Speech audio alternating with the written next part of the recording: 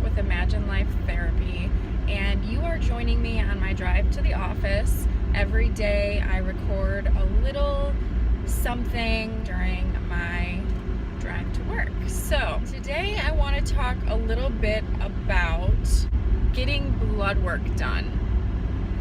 So as you know, when you have a chronic illness, you have to get blood work done regularly. For me, it's every 3 months. Sometimes it's every 2 months. Depending on the doctor, you might see one specialist and they want this blood work, and you go to another specialist and they want that blood work, and you feel like you're constantly being poked and prodded. So it brings up a lot of emotions, not only the emotions that we experience just having your blood drawn and having someone kind of violate your body in order to get answers that you hope you'll get, but then there's the wait.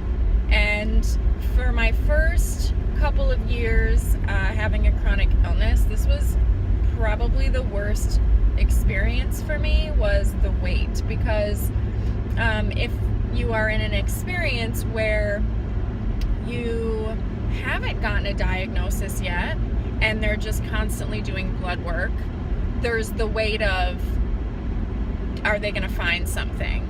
And if they find something, what does it mean? And what if they don't find something and I still don't have any answers? And there's just so much ambiguity around blood work and the results of the blood work that it's a really stressful process, and it's a really stressful experience. So after the wait, there's the results. And then once you get the results, you're scouring the results to try and find something. And you tell yourself, I don't want anything to be wrong, but at the same time, I need them to find something to legitimize what I'm experiencing, right? So you kind of almost hope that there's something wrong with your blood work, so that they will investigate further, or they will look at that and kind of take you seriously, so to speak. And a lot of times when we have chronic illnesses, we feel illegitimate. We feel like people don't take us seriously, like people think we're crazy, and especially if you don't have a diagnosis yet.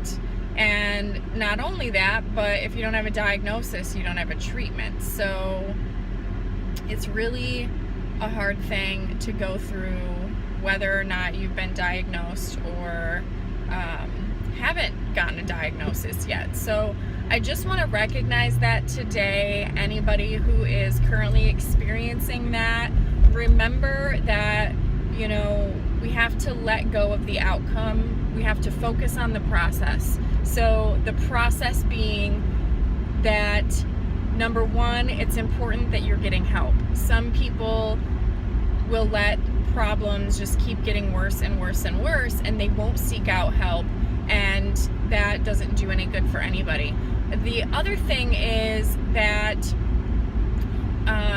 there's that saying that it only takes one success, you know what I mean? So everything kind of feels like a failure until you find something, and then you'll feel like, okay, I have some type of answer, or at least I have a direction to go in. And all it takes is that one time for the one doctor to say, yes, I feel like you have this, and this is the issue, and so let's move forward.